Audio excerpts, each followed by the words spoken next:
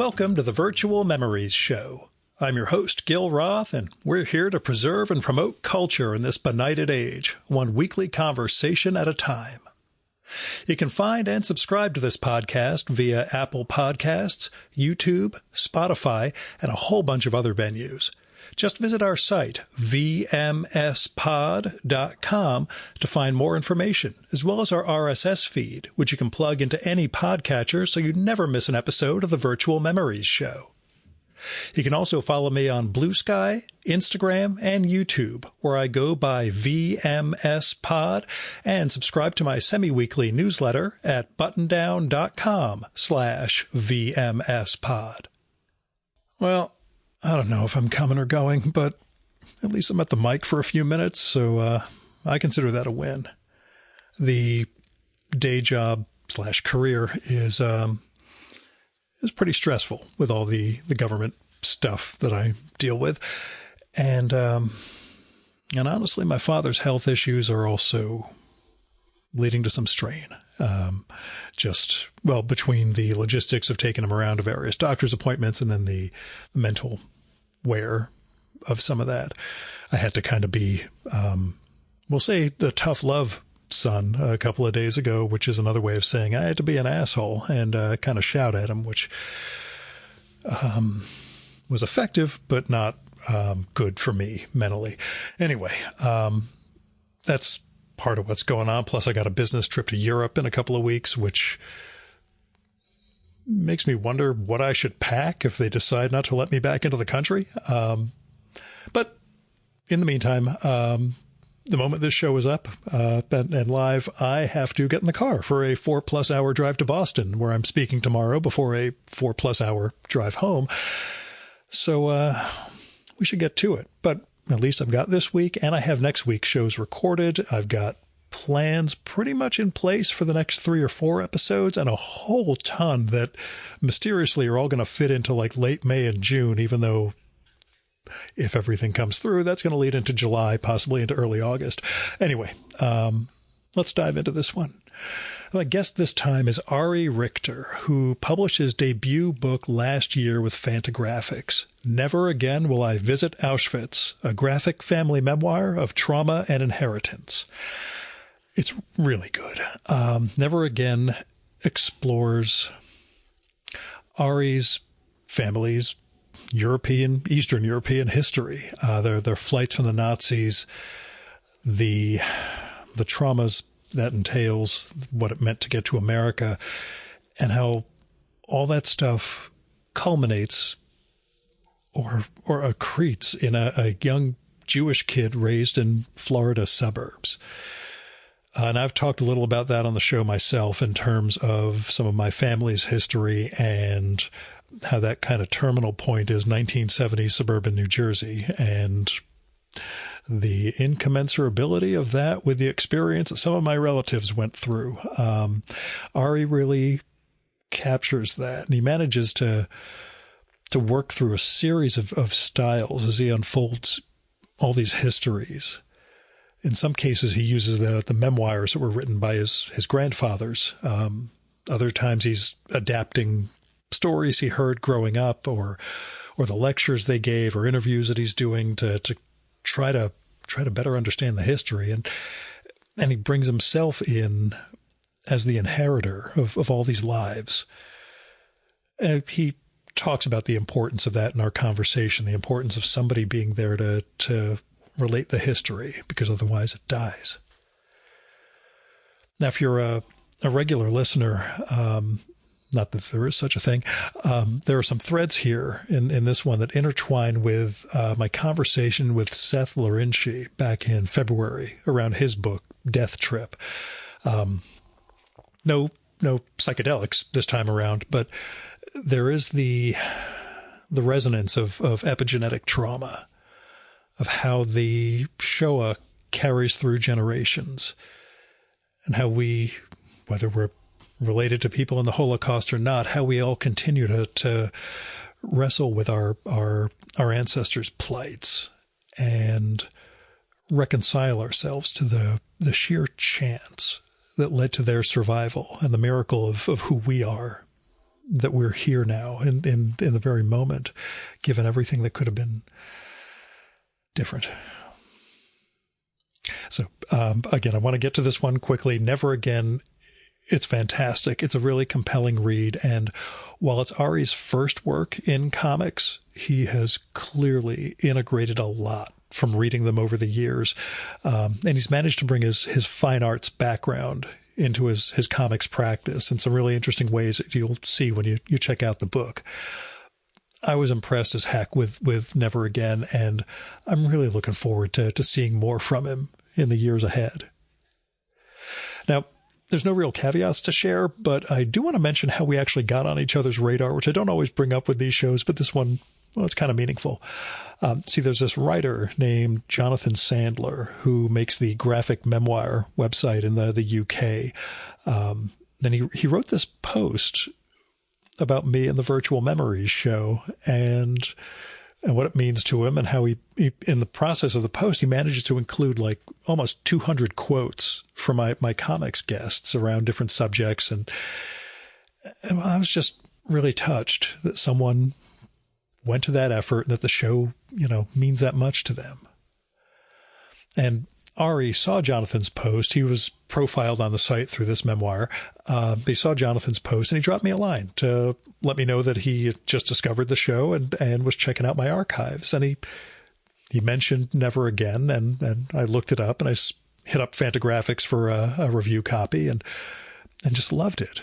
And we just rapidly tried to figure out when we could get together. And Ari mentioned he'd be down at Rutgers in New Brunswick on Good Friday to do art crits for his students. So here we are.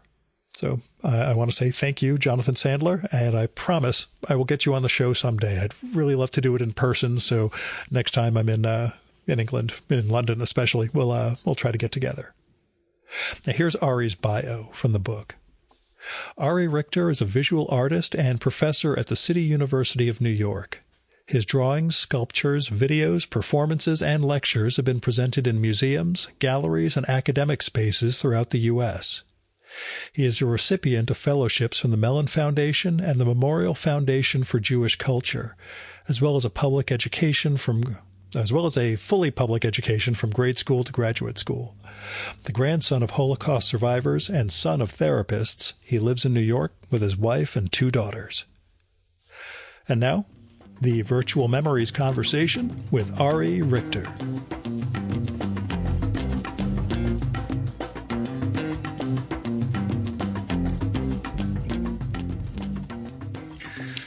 So Auschwitz, 0 stars is what you're going to give 0 stars, would not recommend it. I mean, I'm not going to stop you from going if that's your life's dream, but really?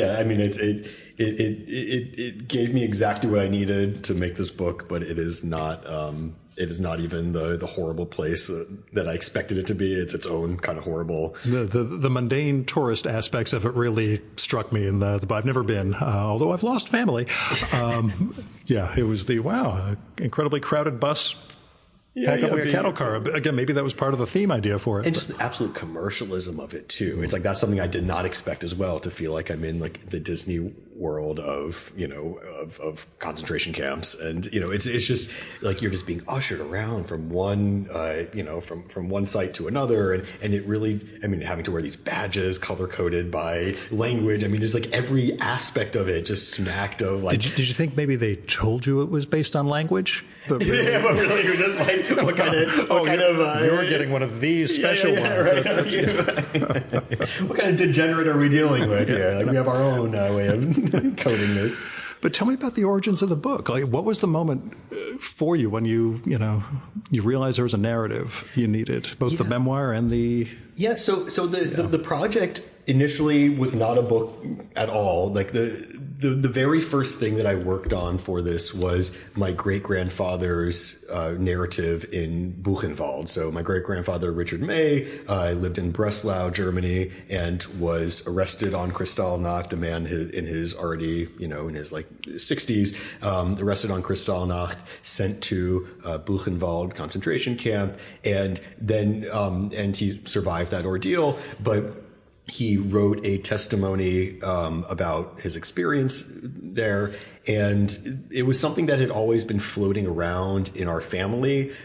It was all written in German, though, and I'm not German speaking. My grandfather, his son-in-law, Ari Richter, had recorded an English translation of just the Buchenwald testimony piece of it. So it's something that I had that I was able to listen to, and I was, just more or less vaguely aware of in my young adult life. And then when I had the inclination to, after the Tree of Life shooting in 2018, which really started this whole process that became the book, I just had this incredible urge to visualize that particular story. So I have all of these different Holocaust survival stories and non-survival stories in my family. And this is the one that felt like the most kind of immediately available in a sense. It also felt like one that I could take more personal authorship of, because I never knew this guy. He died in 1949. I was born in 1983. And I just felt like I would maybe have this slight disconnect, just both, historically and familially from exactly. So I just had this urge to visualize a story in the way that I know how, which is art making. And, I didn't have like a comics or illustration practice up to that point. I've come from the world of fine arts, very much like gallery oriented, like conceptual artwork. And I just, again, had this extreme urge to visualize. So with the visual language that I had in my ability set, I started just paneling this thing out. I just wanted to see what it looked like on a page, just to see, how I could maybe almost exercise the demons of this that are in my imagination. And there's something about, I always like to compare it to this, like in like a traditional like creature feature horror movie where you never see the image of the monster until like the end of the movie, and it's always maybe sometimes a letdown even because it is so large in your imagination up to that point. But this thing had lived so large in my imagination that I felt that somehow visualizing would help maybe defang it to some degree for me and just have maybe some amount of catharsis. So it was like a personal thing I did. I didn't have an idea for what to do with it, but I ended up scripting, just sketching this thing out, laying it out onto pages, hand drawing it all. And eventually I had this, I think it was in the end, like a 25-page narrative, that I could just look at and just and just consider and think and extract from. And after that point, I was like, well, if I can do this with this particular Holocaust narrative, I have all these other Holocaust narratives in my family that were recorded that I had access to, both of my grandfathers, my grandmother, letters from great grandmother who perished in Auschwitz. I had all of this context, and then, slowly it started to emerge that in my mind that I also have my own story to tell. And that's where, probably the second actual thing that I produced as a full chapter was the titular Never Again Will I Visit Auschwitz chapter, which was a 8-page comic that I made for Tablet magazine in January 2020. And so it was based on an actual trip that I took to the concentration camp and in Poland, and just my reaction to that experience. And then, as it started building, that's when I realized that I have this much larger narrative to tell that's cross-generational, that intersects between the generational storytelling of my grandparents and great-grandparents, my parents' experience, my own experience, living in, post-war, growing up in post-war, late 20th century America, and what it means to wrap that all into life today. And then that, became this thing that took over like the, last 6 years of my life. And here I am still stuck in Holocaust land. Yeah. It's hard to keep bringing up the show up. But I kind of did it to myself, not the victim blame. But yeah, that's for my side, mom was born in 1940 in London. Dad was either 38 or 37, depending on who he's lying to, in Bucharest. Okay. And refugee at 8 or 9 years old, gets to Palestine at the time, then Israel.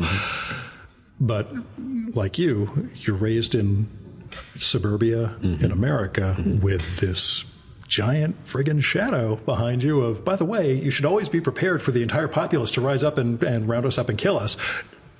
It kind of wears on one. It colors one's experience and one's vision, for sure. It's one of those things that, I've tried to explain. I'm married to a non-Jewish woman, and there are dog whistles I hear that she doesn't. And there's things she hears also that are things I don't pick up on. But there's degrees of like, oh, that's the anti-Semitism part. And it's, we're oversensitive in some respects. But, But in many respects, we have to be because, there's a very clear historical pattern of, these things are dog whistles until it's just a direct finger point. And then there you are. So what did you have to learn about storytelling, about comics? Yeah, well, I mean, my own history, I grew up on comics. Like that was my absolute, and as you see in the early chapters, you've got those great, Yeah, it was like my absolute entry point into the world of art making and visual culture, end point. I mean, like that, if you would ask me as, anywhere from age 6 to age, 14, what do you want to be when you grow up? I would have been a comics maker, cartoonist, absolutely. And so I had that very deep history with comics and appreciation and wanting to make them. And then, at a certain point in my education, I decided I'd become a fine artist. I wanted to, become a quote serious artist in the sense that I was aware of. I got into a magnet high school for the arts in Florida that, where actually I was on I got in for visual arts, creative writing, and orchestra. I played violin. I was actually in the orchestra for the majority of the time there. And then sometime my senior year, I was like, I actually want to be an artist. And then I switched majors and never looked back. But it just, did your parents let you forget that though? They were always supportive. And mom and dad, I know you will be listening to this. They were always incredibly supportive. And they're both psychologists now, retired, but they deeply understand what it means to when your parents don't let you do the things that you desire to do. Of course, you're going to always rebel and do those things anyway, and probably neglect other things as a result. But they were always very supportive of me, and they also saw how serious I was about it. It was never a passing thing. It was always whatever the art making was that I was doing was absolutely the center of my life and what I wanted to do and be. And so I owe them so much for that support.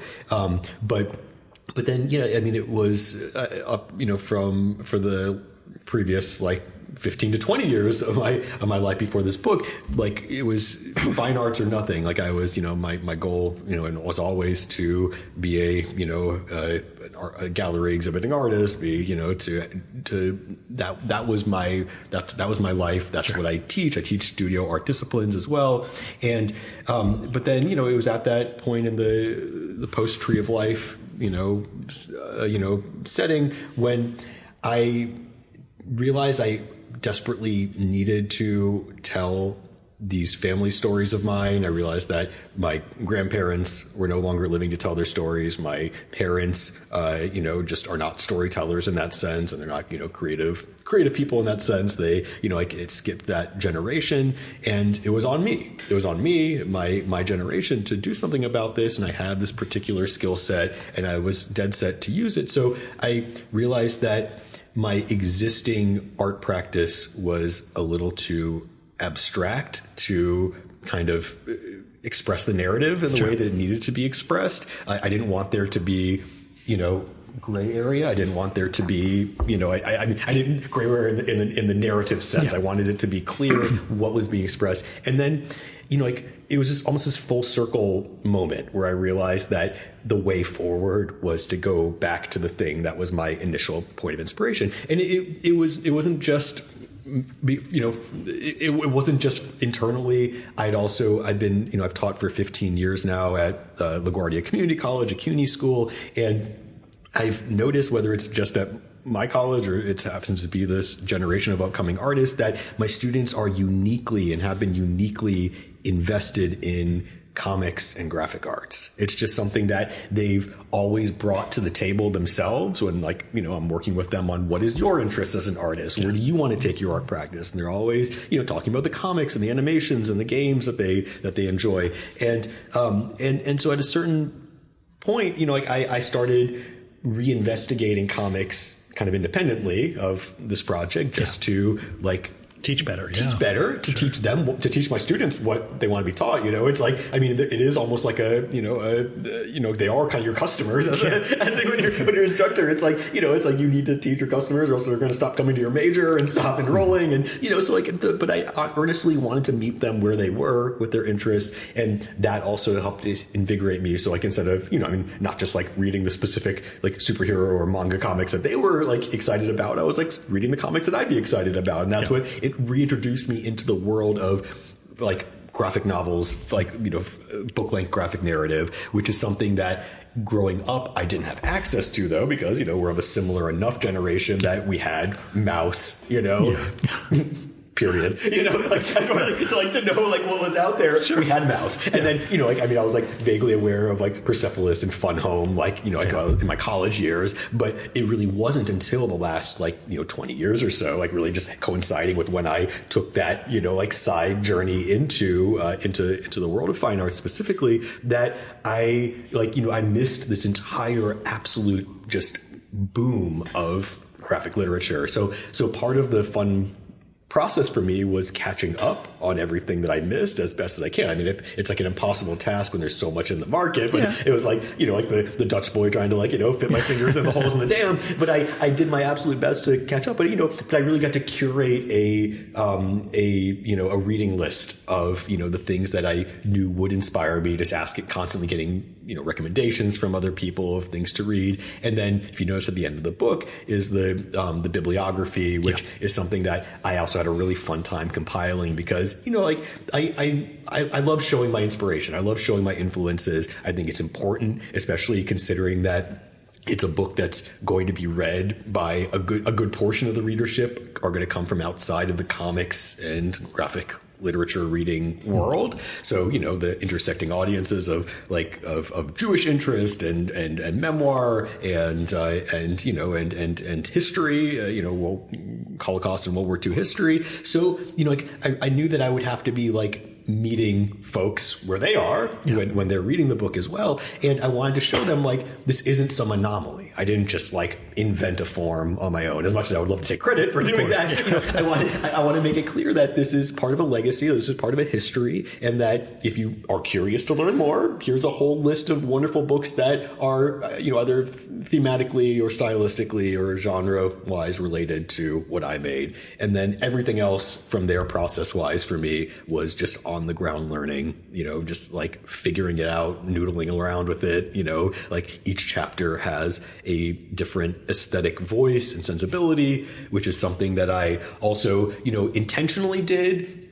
both because I knew that my ability set as a cartoonist was going to evolve over time. And, you know, I didn't want to be so evidently clear that I'm just like trying really hard to keep it consistent. It's just like evolving into the monster it becomes as I'm doing it. But I also, you know, coming from the world of fine art, like I think that I really see it as two ends of a spectrum, what the fine arts and the illustration arts expect. Yep. And what they're capable of. So, you know, as practices, so you know, like illustration arts are, you know, about direct communication. You know, what I was getting at before about, you know, needing to communicate these stories as directly as possible. Illustration arts are about communicating information as directly as possible so that people can look at the panel, look at the text, and understand how these things relate to each other and not get tripped up as they're reading it so that there is still a flow to the reading experience.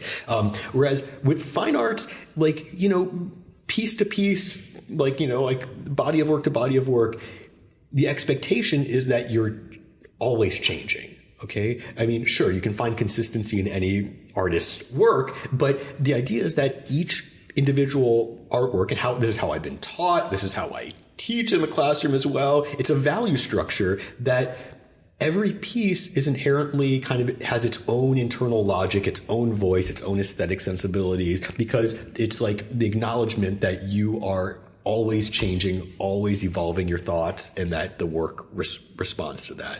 And so that was the logic that, every chapter I was going to say, okay, this chapter, my great-grandfather in Buchenwald, a guy who was, born in the late 1800s and, lived through the early 20th century, fought in World War I, like he would have lived a life contemporaneous to German Expressionism. And, there's that nice little neat tied bow that the German Expressionists were, considered a degenerate art movement by Hitler and the Nazis. So I, had that as a reference point. So aesthetically, I'm like, this chapter is going to be, have this kind of like more like grotesque aesthetic that has more painterly, quality to it, almost like watercolor kind of quality to it. But thinking about artists like, Beckman and Dix and Gross and folks of that generation. Whereas the growing up, as in Florida chapter, the beginning of the book, I wanted to have a lighter, breezier aesthetic to it, something that referenced, like the Sunday funnies and the things that I would have been reading as a kid, and, things that just also show the more lighthearted nature of that chapter, even though it involves some like heavier topics about anti-Semitism and feeling isolated, because of my identity, that it's done with a lighter hand. I don't have that kind of light hand when I'm talking about, my great-grandfather being tortured in Buchenwald, but, so then, so again, each chapter I kind of like wanted to have its own, like unique aesthetic sense so that it could tell its own story the way it tells it, and especially in the ancestor chapters where they're narrating their own story. So each of those chapters is based on the direct first-person testimony of the individuals and how they experienced it. So I wanted the aesthetics of those to directly, relate to the voice itself. So yeah, the great-grandfather in Buchenwald chapter, it's like it has the like clear-eyed, like, just unblinking view of the grotesqueness of that experience in the camp.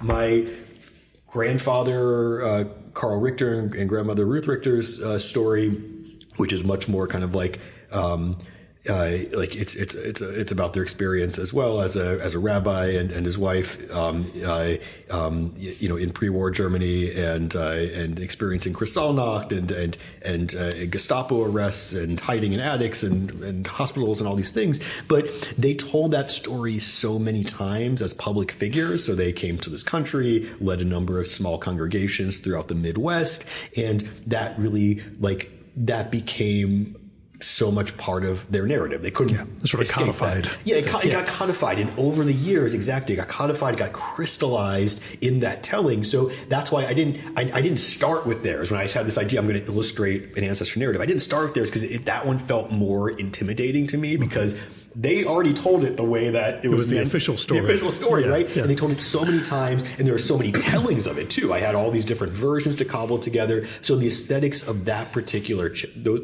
story are much more photoreferential. So they're more photographically referenced images, more reliant on photo collage that I drew over, and because I wanted to show this is something that has been crystallized and that does exist in the world. I didn't, I didn't feel the same creative license to kind of alter it beyond that known point. But then, I would still add in my own really footnote narrative, my reaction to it essentially, but clearly in my voice and, Didn't happen, but. Right, yeah, it's possible this didn't happen at all or the way they say it, but, I'm still going to give justice to their rendering of it. Ooh. And just finding yourself as a cartoonist.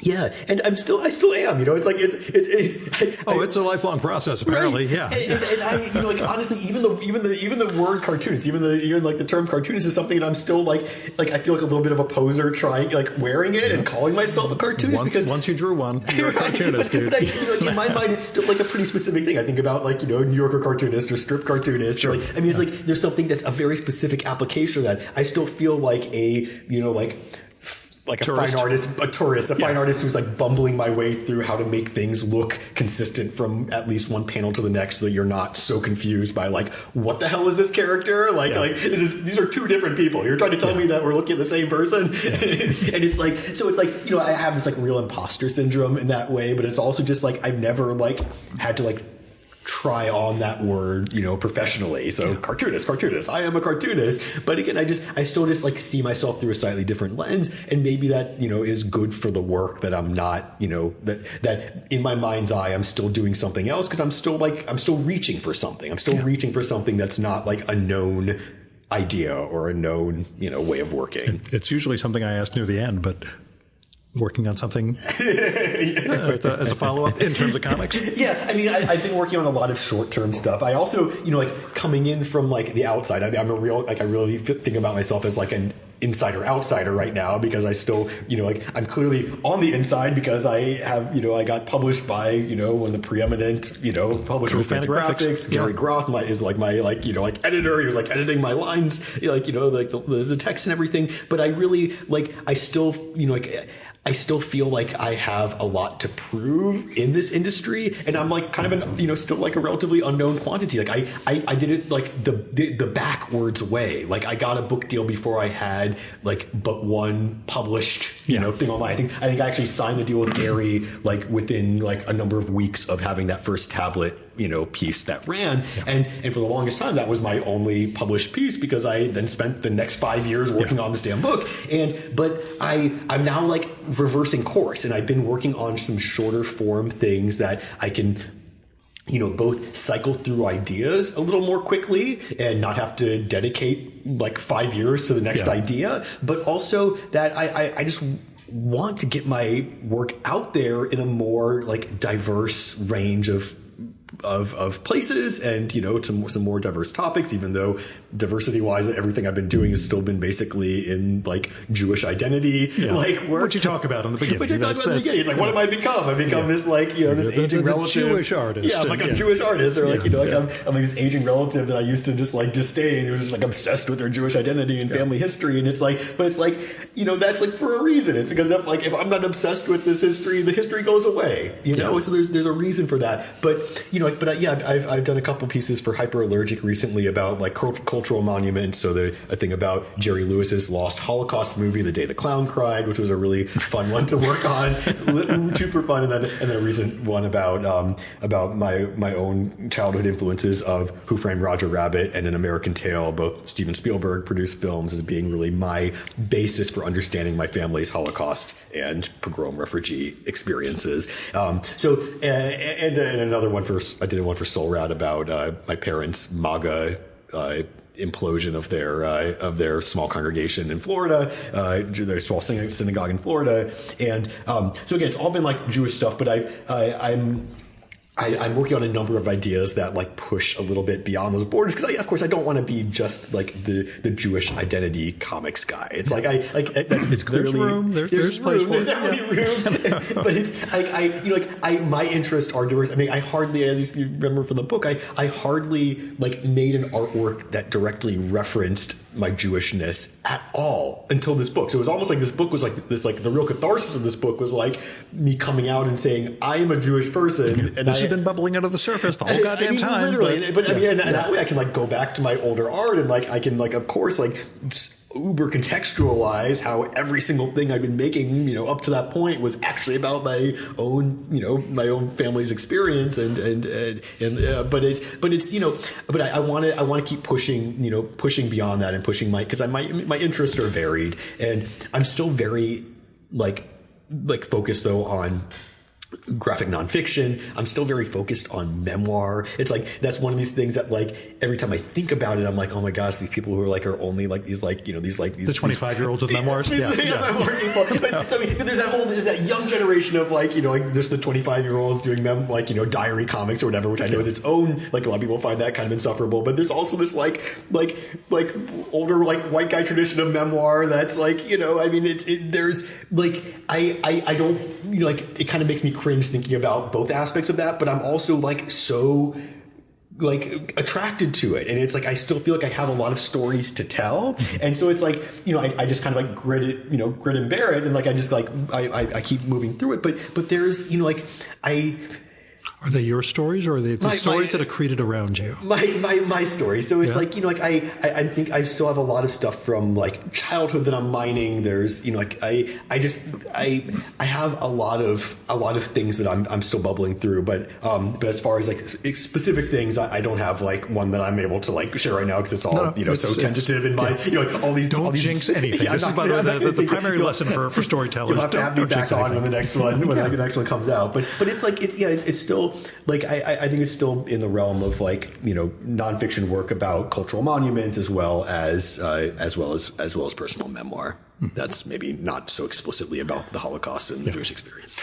As far as foundational comics went for your aha moment, what really was this is how I can do this? Like other works that inspired me? Yeah. But well, I mean, Mouse was always there. That's the Mouse in the room is always, Spiegelman's always on the top of the shelf. And I mean, like, I actually have a line here, a comic strip about the Holocaust? You can't be serious. Because I mean, and that, like, that I discovered very early on. Sure. I was maybe like 10 or 11 years old. My grandfather, Jack Koenig, who's one of the characters in the book, had like a extensive Holocaust library of like, I mean, just like Holocaust, Jewish diaspora literature and everything else. And like, I was, just like bored at his house in New Jersey. And I like just found this book on the shelf, pulled it out. Oh, comic book. Great. I'll read that. And it blew my mind. Like I could not absorb even like half of what I was reading there at the time, but it was absolutely, this guiding light for me. And I purposefully didn't reread it until after I'd already finished this book because like I didn't like I don't want to jinx the project. There's always something that's like I'm glad that I didn't get a chance to deeply reread that. So even the stuff that I maybe like synthesized and sort of like through osmosis, kind of like rehashed from Spiegelman's work. We'll say influenced. Right, influenced, exactly. I mean, nobody works in a vacuum. We all stand on the shoulders of those who came before us. But I intentionally did not reread Mouse for that very reason. But as you're approaching this project, though, were there things that, again, you mentioned giving yourself an education. Yeah. Were there things that were if I was going to tell this story, this is guiding me, in my absolutely. I mean, the person who I like, who I'm so happy that I discovered, like, in my research phase of this project was Miriam Katzen. And, so both of her graphic memoirs, We Are on Our Own and Letting It Go, which are both just exceptional works. Both of them became absolute kind of like North Stars for me with this project because they both come at different angles of this project. So We Are on Our Own, her first graphic memoir about her experience hiding with her mother as a young child during the war, is from her mother's perspective. So same way that like my ancestor stories, even though her mother was alive at the time and she was able to talk with her and she experienced it herself too, because she was like a young child, but she just had to, get her mother to fill in all those details. Yeah, but it was through her mother's perspective. So like that was part of my aha moment. Like this is how you could have this intergenerational collaboration, which is always kind of something that I was intent on doing with this project. Spiegelman, of course, does it really well himself with his relationship with his father in Mouse. And then Katten's second book, Letting It Go, was from her perspective explicitly. And how does she move on from, if that's even possible, that history? How does she process it and move on from it? So that became a guiding principle for me of how to deal with my own personal narrative of how do I process and synthesize this history, and how do I, if I can't ever move on from it, how do I move on from it? So Katten's work was amazingly influential.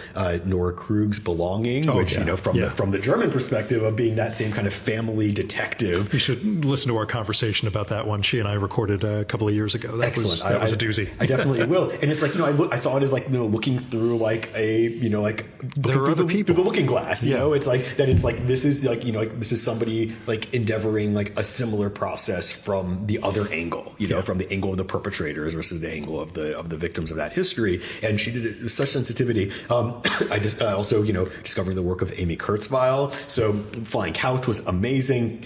And then it actually wasn't until I finished the book that I got that Artificial came out, which I think is really a masterpiece, and that it's one of these other books that I'm glad I didn't get a chance to read until after I finished the book, because I would have been like, I'm post fact very influenced by it, post fact I'm like, wow, I'm doing something very similar there, but that is an absolute masterpiece in what it means to like both collaborate with your ancestors, living and dead, both with her father as well as her grandfather, who is no longer living, how you collaborate over the generations, over time and space, but then how you also use it, how you also synthesize that to tell your own story, and how those things interact, and how the storytellers meld with each other, and how the voices meld and kind of become one and the same and then diverge again. And so that was also one that I really, really, am glad that I had a chance to read.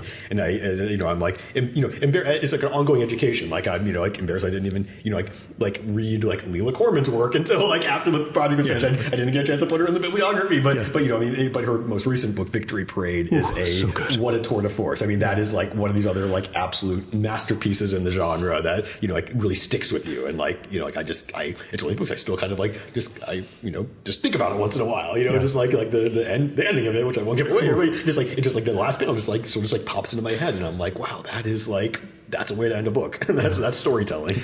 Do you wish you'd been doing comics all those years? I'm not going to play the game of what I could have, should have, because everything I've done has gotten me to the point where I am right now. Like if I had only stuck with comics as a single-minded pursuit, from my childhood up until now.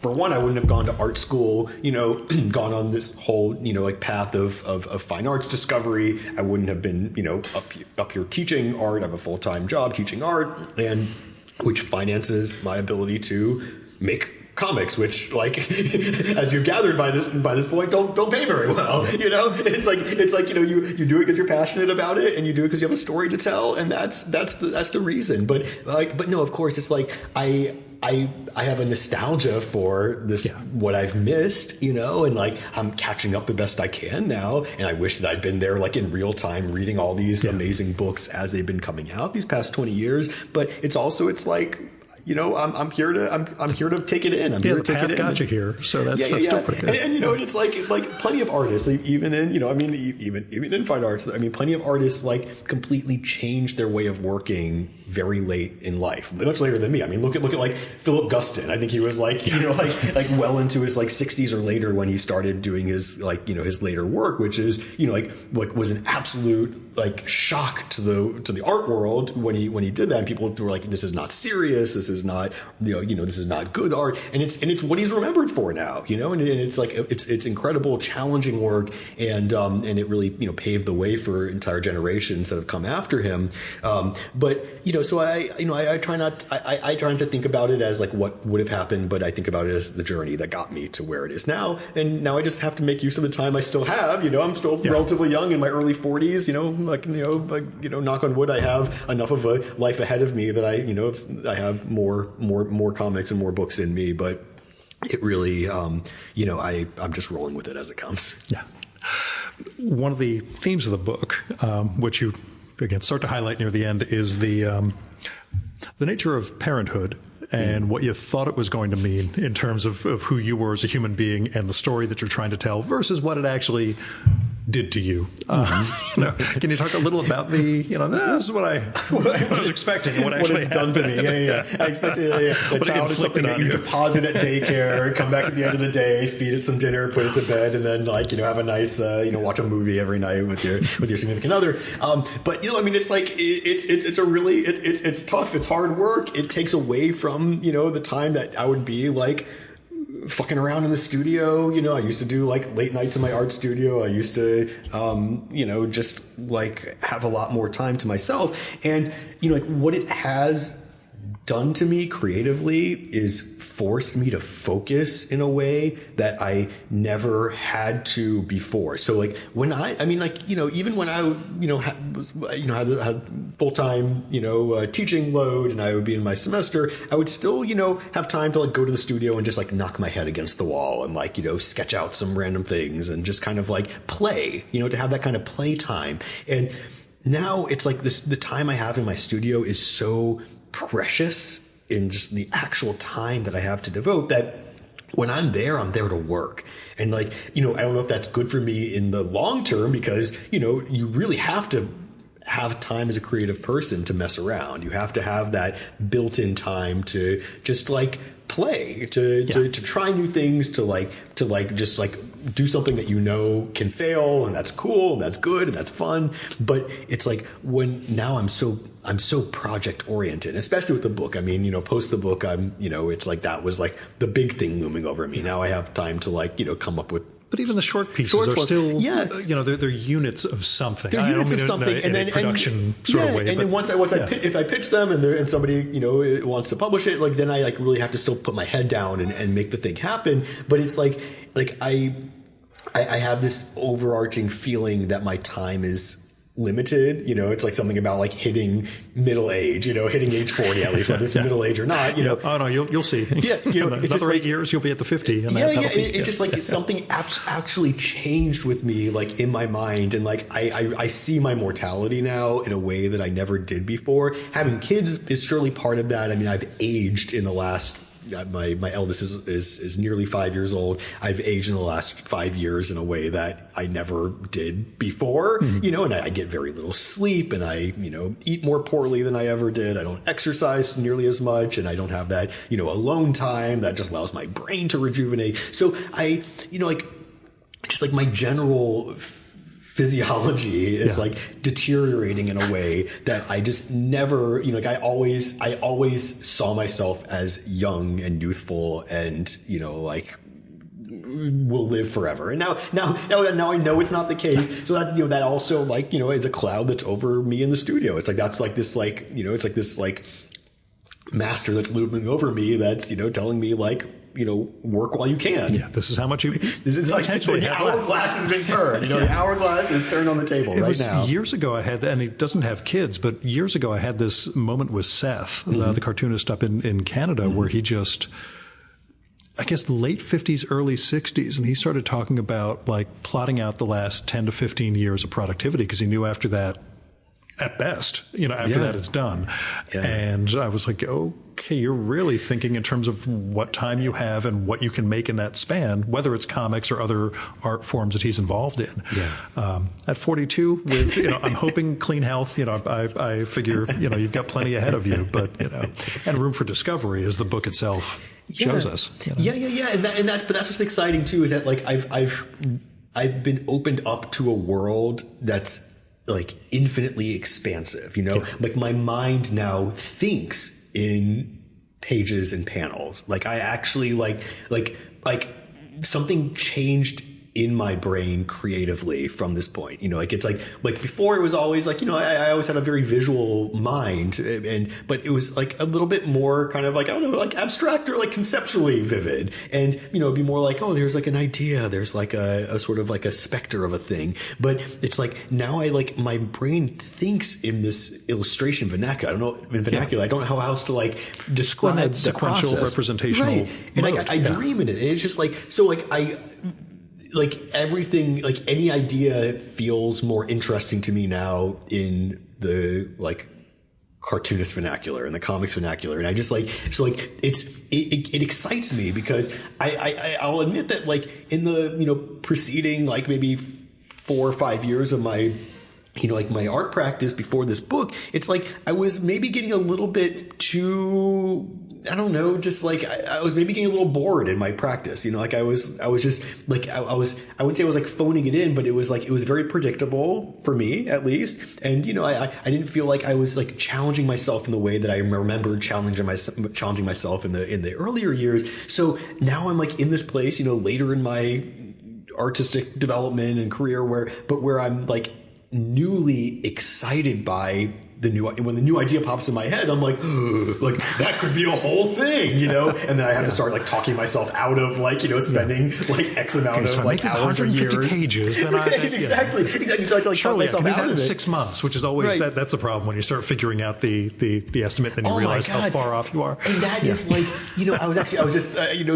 been doing these studio these critiques with these students today, and I was talking to a student who was I'm kind of interested in creating a graphic novel, based on these artworks I'm putting on the wall. And I said, like, that's a cool idea. I just would really encourage you to sit down and think about what that time investment is, to plot that out. But at 20 something. Right. They don't time is moving so slowly for this person. It's like, again, I'm about 10 years older than you. And when I was coming up, like late college and into grad school years, all these titans were just putting out regular comics. The Hernandez brothers, Dan Clowes, Pete Bagg, all these guys, it was almost monthly. And it was just absolutely incredible. Now it's like, oh yeah, every 6 or 7 years, we'll have a book out, and it's, the work itself is more complex and takes more time, but there's also a sense of these guys aren't 28 years old with no kids, just staying up all night drawing, because we get older.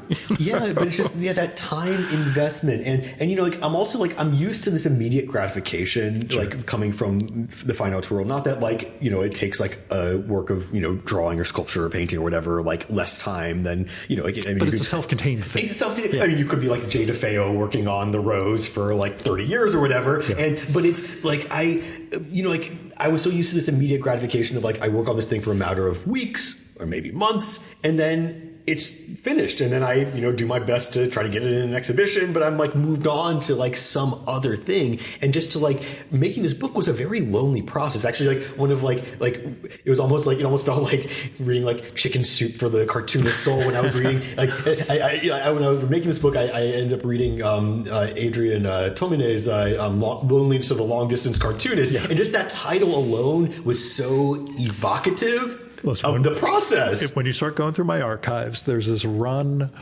in 2020 and 21 where I'm interviewing cartoons. There's a stretch where I was doing it daily during lockdown. I just started calling past guests. We record like 20 minutes, half hour, see how they were doing. But, as we bled into 2021, I would talk to people. How was your pandemic? How was lockdown? The cartoonists, not much different than regular life. I was hunched over my drawing table. That's what I was. The problem was everybody else is in the house now. But, I'm just eating microwave food and drawing on my drawing table. They were just like, not too different than regular life. But that's, lonely, as you say. Yeah, so, but it's because it's, I mean, like, I never, ever in my life had a project with such a long time horizon. And it was like, it was very disorienting because like, it felt like I just like ceased to exist in the world creatively. Was the drawing itself the most time consuming part, or building the story? And I know there's different components. There was the travel and the research and all the other things that went into it. I mean, all of those parts. I mean, it's like every part of it stopped me from having a thing that I could show in the world. Yeah. And it's like, it's just like, it was incredibly lonely. I mean, with the exception of my dear wife and my close, my family and my close friends who were there as my readers and supporters. But it's just like, as a creative person, as an artist, I was so used to having some kind of public reaction, not that I was like so well known that I was like, people were like biting at, like their nails waiting for the next thing I was making. But it was like, just to be able to like get something in a show, get some responses, get some reaction, like it just like you feed on that. And of course that can't be the basis of your creative practice. No, but it's a component. But it is a component. It's important. It helps you move it forward. It helps you have the courage to keep going, because like it's lonely enough to be an artist, it's like it's definitely lonely. Nobody's asking any artist to like keep making the work unless you're showing in Pace Gallery and and they have these expectations. Like you're the only one putting those expectations on yourself to move that ball forward, and it's a very lonely place to be. But it's exceptionally lonely as a cartoonist who works in long form, and first time out, like you're saying. First time out, I didn't even know what to expect. I didn't even know if this was gonna have any reaction. I thought maybe we'd have the reaction of like just like falling on a table, and that's nobody hears it in the forest. What's the response been like? It came out last summer, right? Yeah, in August, and the response has. I mean, I didn't know what to expect. I really tried my absolute best to tamp my expectations because like I didn't want to be devastated by that like thud. Exactly. It's like hello, is anyone there? But I've been blown away by the responses I've been getting. I mean, both the both in media responses, but also just personal responses. I've been getting, as an artist before this, like I would like rarely get just like an email from someone out of the blue who saw a work of mine in an exhibition and said, hey, that was interesting. I'll talk about it. But like I'm now like, getting, I'm getting constant messages from people with different, ideas and intentions about the project and how they respond to it. You of stealing their story? No, yeah, but a lot of people were like, "Hey, maybe you want to help tell my story." I love the collaborator. That's the next one. That's going to be terrible. Can you tell it? But it's like, it's so heartening to get those responses, because again, I was working in a vacuum. I was working in an absolute vacuum of zero expectations. Not even like people who were familiar with my comics work previously, who were like, "What are you working on now?" Just like I was a total unknown in this particular field, and it was like I had no idea how people would respond. But I have been so heartened by the response, and it's encouraging me to keep working on new things, and it's like it really is where I see my future creatively. I certainly miss a lot of things about my pre-existing studio practice, and it's like mostly like the tactileness of it. Like, do you do any canvases or any fine art at this point? I mean, so that's the thing, is that like this book, it sounds all consuming. It was, what's that? It sounds all consuming in terms of this is the time I have, I better put it into the book. Exactly. So the book itself was all consuming. I definitely had no time to work on outside projects with that. Right now, though, still all my energies are going into comics work. But my process right now is almost exclusively digital. And it's like that. Some people find that, surprising when they look at the book. Actually, like when I first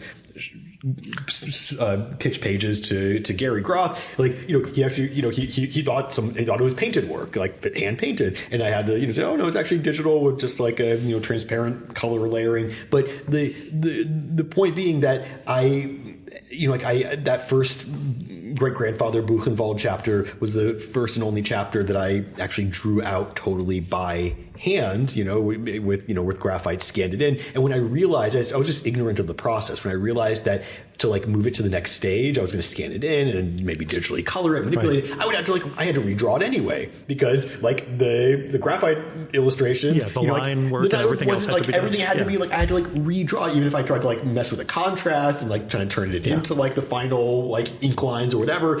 I had to redraw it. So at that point, I was like, okay, at that point, I was like, this is going to take me 5 years, or is it going to take me 10 years? And it's like, I'm going to opt for the 5 years. And I'm not the kind of person who gets. I know a lot of folks who who just refuse to work digitally, or saying they'll tell me that it's just they're overwhelmed by the infinite possibilities. There's a couple of different factors behind it. For a lot of them, I would get lost in too many things. But for some of them, is also you can sell original pages. Exactly. And that's the trade-off of I can make stuff. If I were trying to be like a full-time cartoonist, where that was where I was making a living, of course I would need to be considering things like that. But I'm very fortunate to have an academic job that that pays my bills, so that I can focus on this as a creative pursuit, which is how I always treated my fine arts practice before that point anyway, because I was making challenging enough work that it was not immediately saleable, in that sense. So I'm very much used to, what this means to, be making work,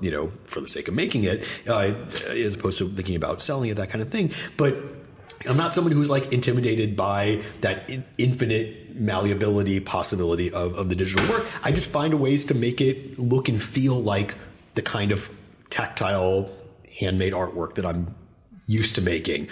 But that said, I still miss it. I still miss it a lot. That's something that I absolutely pine for when I'm thinking about what I don't have in my life creatively right now. It's I wanted to sit there and just draw with some physical materials, and that very well still can happen. I just part of it is also pushing myself out of the particular, I'm not going to say rut, but the particular mode that I put myself in to make this book. But it's also a very comfortable mode, and I can do so much with it. So it's I have this angel and devil on my shoulder. I don't even know if one's good and one's bad. It's just they're two different voices, and they're both but I've found a method. I work on a really nice Wacom tablet setup, and it really works for me. I do the whole thing in Photoshop, which is also just weird, and a lot of people I tell that to, they're like, what, you do the entire page layouts and drawings and everything in Photoshop? I have a Photoshop document for each page that's anywhere between 50 and 150 layers of just you can go to stuff, InDesign once you do it, but it's okay. I understand. It's a garbage heap,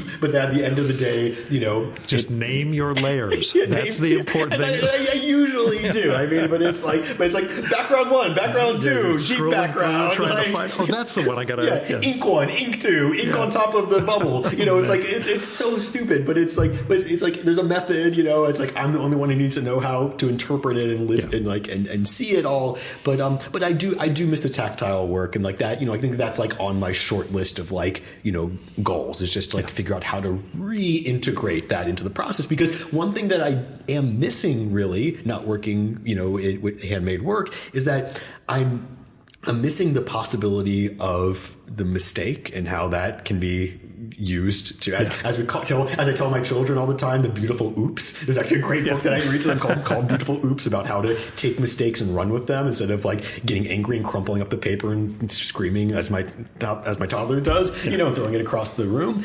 Because it's like, there is so much inherent possibility in doing something either subconsciously or just completely on accident and looking at that thing and saying, okay, how can I make that into something that is going to work and it's going to be interesting, it's going to say something new. But like, I love Beautiful Oops, but I also love the ability to like say like, oh, that arm that I drew on that person is like 3/4 the size of what it should be. Let me just lasso tool that and pull it to the right size. It's like done. It's like, it's like it really like, like that overarching voice that's floating above me saying, you have this much time left, is the one that's saying like, keep doing the digital work because you're going to be able to like. I'm trying to remember now when I recorded with Jason Lutz, and you've read Berlin. I figured that was on your short list of I actually stuff. just recommended to him a student today in one of the crits. I remember, it was either his students were like looking over his work at CCS while he was doing the big book, and it was either a third arm or a sixth finger on someone that they caught, and he's like, wow. Didn't see that coming. Okay, let me go fix that panel because, you're drawing it. Especially, keep in mind the age I am. I was around when Berlin was coming out as a regular comic as opposed to just the big collection. Yeah. And it was the era where, again, someone could put out 24 pages and keep doing it. But yes, apparently at some point, Eddie Campbell had the same thing with From Hell. I think there was an extra arm showing up in somebody's frame. And Lutz is one of those like absolute like masters of like the cartooning form, where like that's someone who like it took him how many like 20 years or more to make Berlin, and you see from like issue 1 to the final issue, it's like the style there is so absolutely like, I mean, it's just like he had it all plotted out. And I know that, he has this extra interest in like these like tabletop role-playing games, as world building. So clearly he's the kind of person who really can the spatial aspect of it was all put together just plot out like the characters and the places and everything else. And I know he did such deep like visual research for that book as well. But it's just like, I'm in so much awe of that. But it's like one of these things too that like, and this is something I always trying to just like in part of my students as well, is that like, like whatever it is that, you feel that you're lacking in your own work, that like other people are going to be looking at your work and saying, oh, I wish I could do that. I wish I had that skill. Because it's like, I don't have that like skill of consistency. I just don't feel like I have that like traditional cartoonist like ability set and sensibility. I could get that. I could get it if I like, like practice and just like really like chip away at that. But also it's like, I'm more interested in developing the aesthetics that are right for the story I'm telling. If I don't have that, what can I still tell? What can I bring to the table? Right. So it's like, it's just like, it's not just about like compensating in a different direction. It's about how do I use the skills that I have, acknowledge that these are skills and not, things that are their detriments that are dragging me down. And how do I use that to make something new and to just. What do you feel you got better at? As the book progressed. And the book, it's your production of it was asynchronous. Like you've got the Book Vault episode, you've got other ones. You didn't work on it sequentially, beginning to end.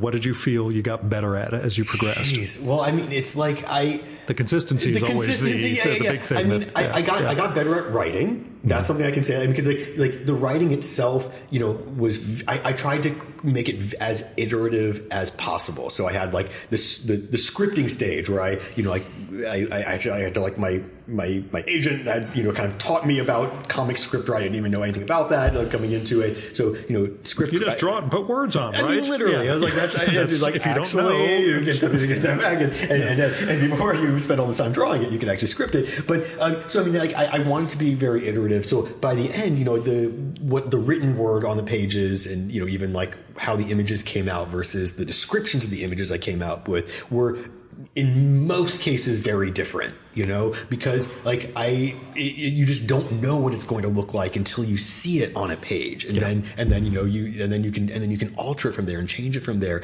So I think I got better at writing, but also just better at trusting the process of iteration, just trusting that kind of improvisational process of going from draft to draft, and like trusting that it will come to something that has clarity.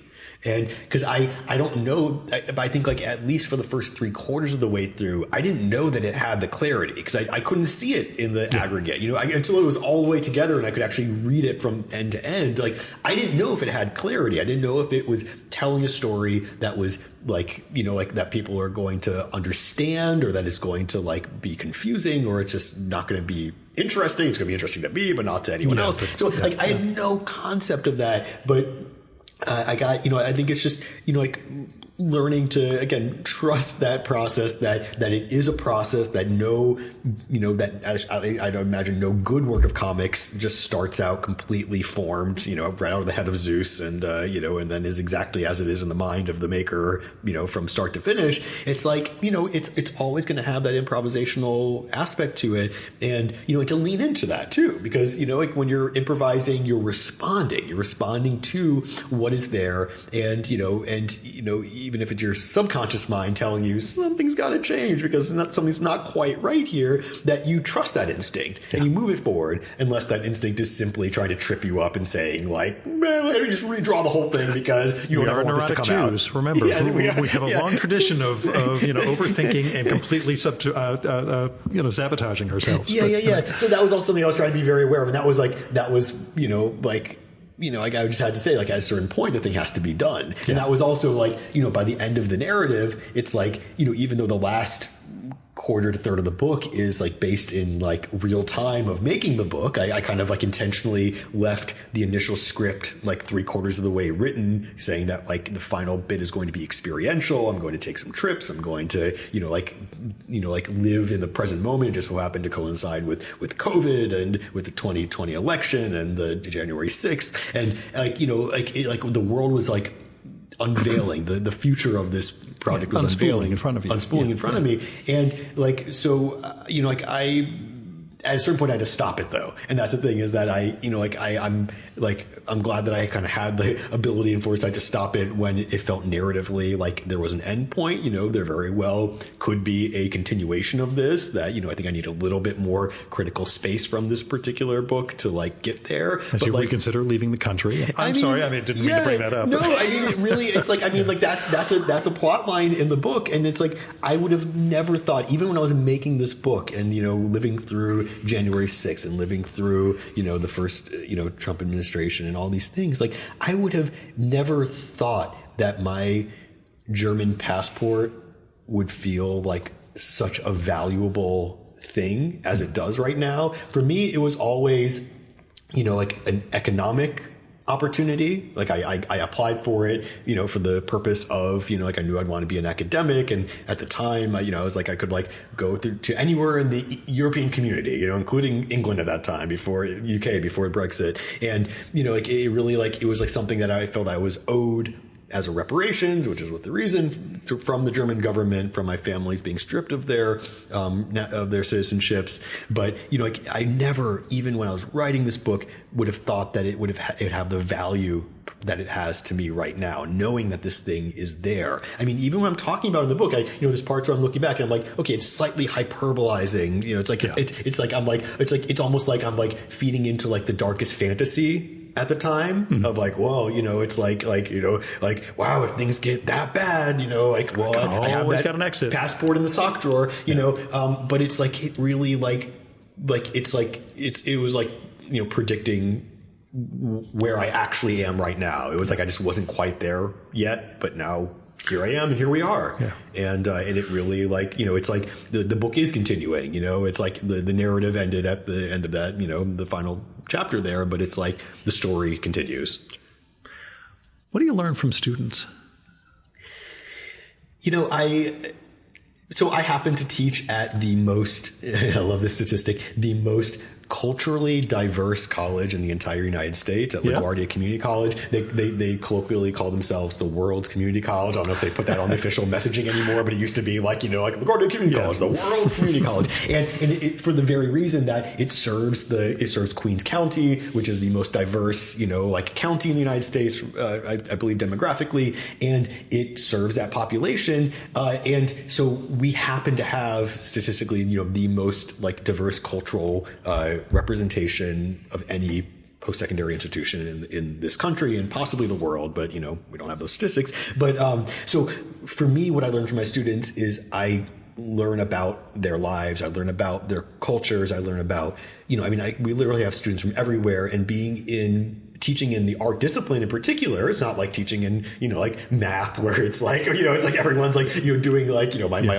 imagine of what they're doing in the math classrooms. Trying to get to the answer. Exactly. Yeah. It's like, it's also personal. So like every artwork is an opportunity to peer into a personal experience, a family experience, a cultural experience. And that's exciting. That's exciting for me. It always has been. I just feel so lucky that I landed in this particular situation, and that is my life. That is my job, is to just chat with my students about where they come from, what they like, what they do. This whole thing about, reinvigorating comics for me as a medium comes from them as well, as I mentioned. And, I just, I also, something keeps me young about being with these students. It's an associate's level degree. So, maybe half of the student population is either directly out of high school, or some of them are actually dual enrollment high school students who are taking college classes. And then the other half are returning students, non-traditional college students, as we would say, who, have anywhere between a few years to a few decades in between when they were last in school and now. So, it's such a diverse array of experiences, again, both culturally, but also life experience wise. So, and every semester is different. Every class is different. And, and I do whatever I can to, again, meet the students where they are interest wise. I can't be an expert in everything, but when you do this enough years, I've been there for 15 years in this particular school, you kind of become at least familiarized with a number of things. I can, just like with the art, the reps help. The more you do this, the more you get the familiar. Oh, this is the sort of student who's going to dig X, Y, and Z. But, yeah. And then and I also I happen to also work on the transfer end of it. So our goal, our immediate goal is always to graduate the students, and then the secondary goal is to transfer them, because it's an associate level. We want to get them into a bachelor's program to finish their undergrad work. And so so I also then get to help bridge to those next institutions. So we have I run an event every year where we bring representatives from other colleges and universities in the area, and some from much further away, and they just table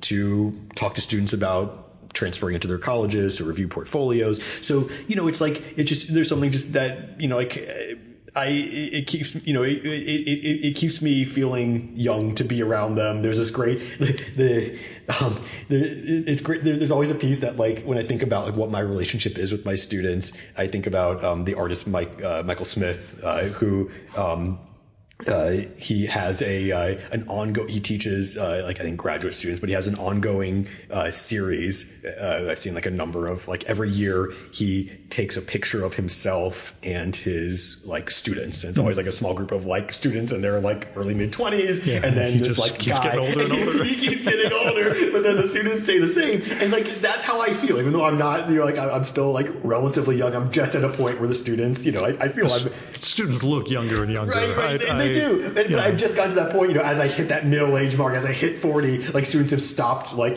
coming in on the first day, like, oh, I thought you were a student. Like I really had that through my 30s, and I was like, oh no, I'm actually can't get away with it professor. now. I can't get away with it now, but I'm starting to feel like, like I am now that guy who just keeps getting older as the students, stay the same or keep getting younger as it seems. But it keeps me young because I'm also like, I'm engaging with what they're engaging with. I'm engaging with their interests the best I can. And, and I'm not just like locked away in my, ivory tower. I'm really there on the ground. I'm talking with them. I'm talking about the things that they are interested in. Sometimes I glaze over when it's something I'm totally not engaged with, but I also just try my best, Now, you do know you've listened to a few episodes now since you discovered the show. The question I always ask near the end, what are you reading?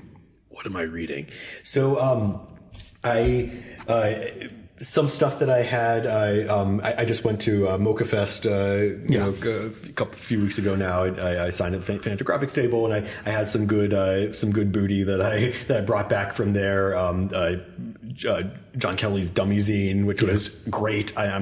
So the most recent one, the first issue there about Pee-wee's Playhouse, which is something that I'm like I grew up on that, and that is absolutely like a cultural touchstone that I was like, wow, that is like, it really opened a lot of synapses for me recalling that. But that was great. I'm thinking about some other things that actually came home from Mocha Fest with the book You Will Take Part in the Revolution by Melissa Chan and co-author whose name is evading me right now, embarrassingly. As well as, let's see, I got a couple issues of Jesse Lambert's graphic memoir that he's writing about growing up in the Sullivan cult. That looks like fantastic. It's really interesting stuff. The first couple issues are out of that, and that's been great. Trying to think about what it can be else. Prose too. It doesn't have to just be comics, but whatever you're. I'll tell you off my meeting Gary Panter story from the Pee-wee days. Nice. I met him in my mid-20s at a festival, at a day job related event where I was not expecting to see.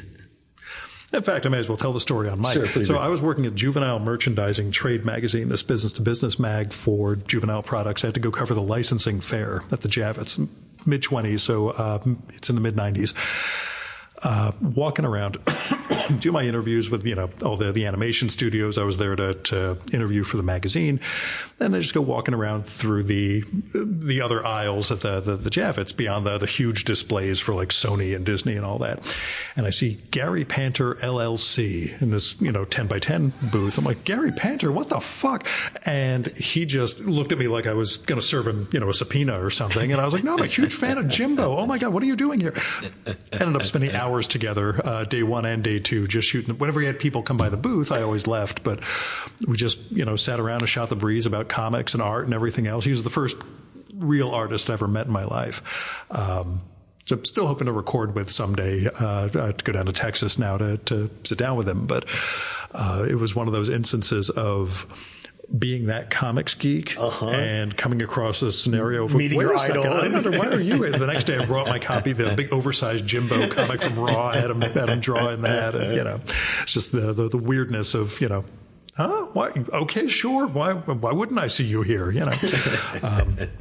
But yeah, going to comics festivals it makes a little more sense when you start bumping into art. Actually, in fact, have you had any cartoonists you have idolized moments since you've become an official practitioner? I was like, when I was signing at Mocha Fest, I was at the same table as I was sitting there with Charles Burns one of the days, and then with Jaime Hernandez another day. And it's like, that's an intimidating experience because those are both, folks who I'm, very, familiar with the work. And it's, it's like, I was doing my absolute best not to just geek out, but they were also both very much there on business, they weren't here to shoot the shit, and I wasn't expecting that, but I was expecting them to be event, but that's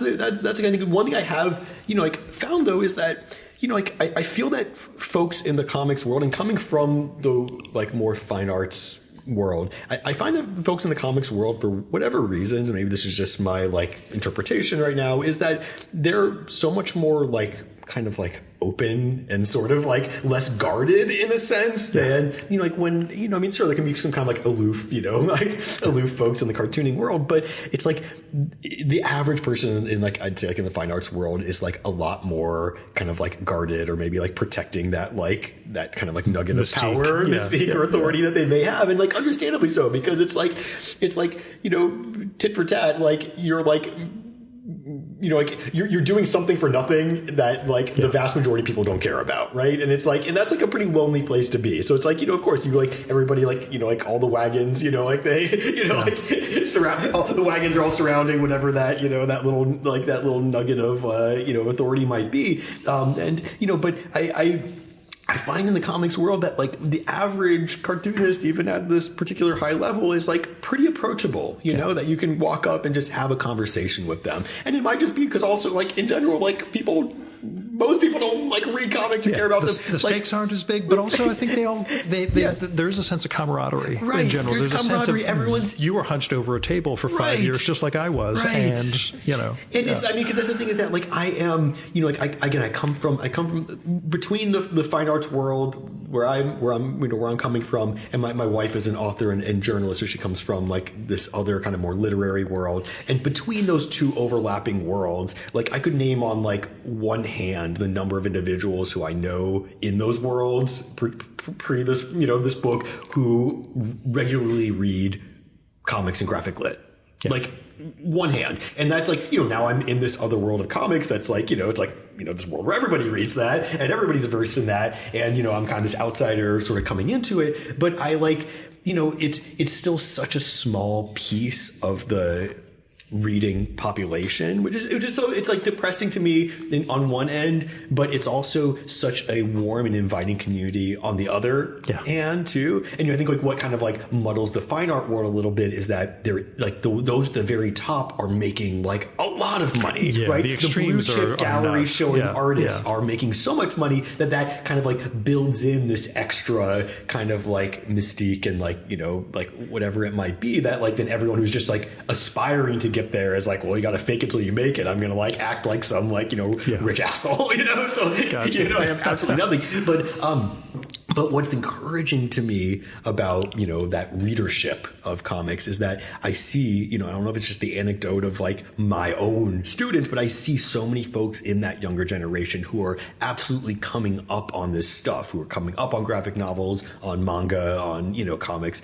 And it's like, that is the center of their lives and looks like trajectory wise it's going to remain central. So I see this as like, it's just kind of like waiting for that generation to kind of come up, and then it's like they'll be the predominant generation at a certain point. Like, we're not going to live forever, and they're going to be ones inheriting this. So it's like, you know, roundly almost everyone I know in these intellectual circles, you know, agrees roundly that comics are a high art form and should be considered as a high art form. We've gotten rid of the stigma. Like funny books. It's like, you know, I rarely get that question in like serious, you know, like interviews about like, but are comics serious? It's like, okay, well, if we're talking in 1980, like let's have this conversation, but we're in 2025. And, you know, but it's like, you know, but again, like such a vast majority of folks, at least of my generation, of our relative generation and my, you know, our parents' generation, who are also, you know, reading this book for the, you know, for the Jewish interest reasons and, you know, history reasons, are, you know, like they're like, well, I never read a comic before, you know. Probably, like, my mom will probably end up picking this up after this, and or she'll go to the library, of course, because you know,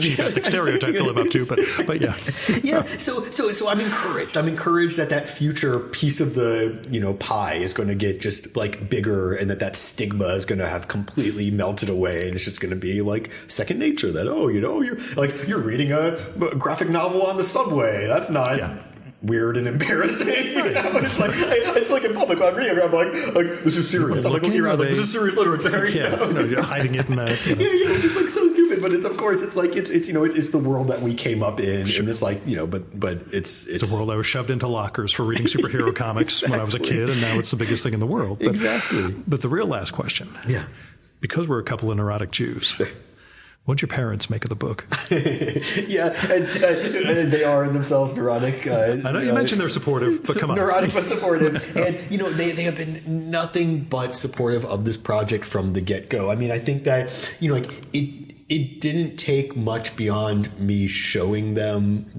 that earliest work, showing them those, the drawings of my great-grandfather's Buchenwald testimony for them to see where this was going. And it's they're also just they've always been boosters of mine, even when I'm making weird, stuff that they just didn't, necessarily understand. I'm making drawings of my own cheekskin and, hair and stuff that's stuff that they didn't themselves maybe, have a MFA in fine arts and understand some have some relationship to the conceptual underpinnings of this project. But they saw what my earnest attempt was, which is to keep these stories alive, to keep them told, to make sure that, our family who intentionally wrote down and recorded these stories would have their stories continued, and that I was trying to, the best of my abilities, use what I have as a resource, my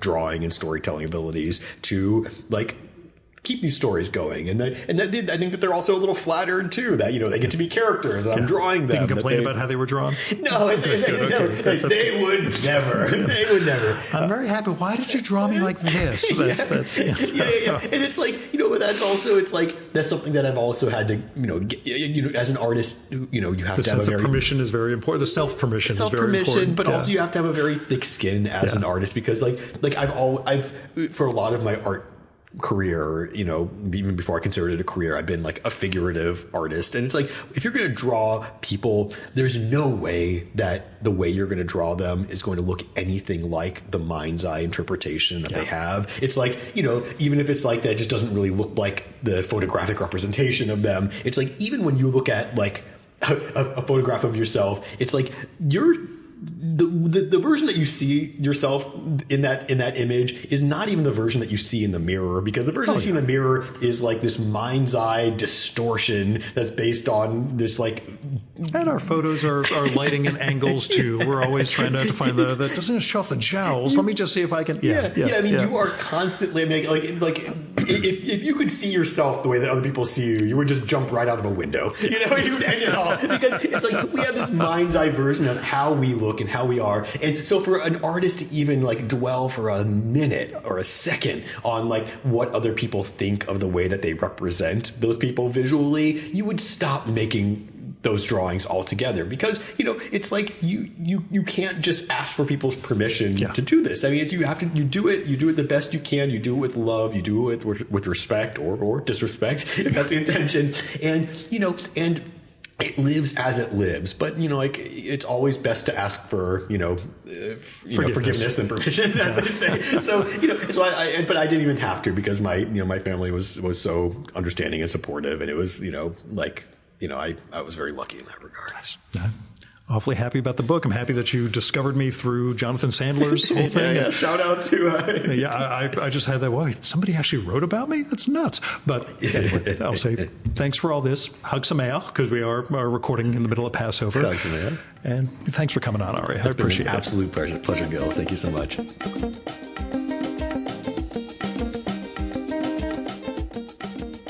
And that was Ari Richter.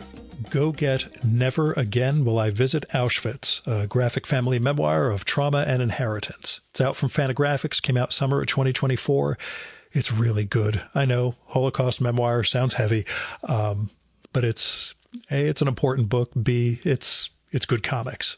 So you should also visit Ari's site, aririchter.com, to find out more about his art, his comics, his writing, presentations, videos, etc. And that's ARIRICHTER.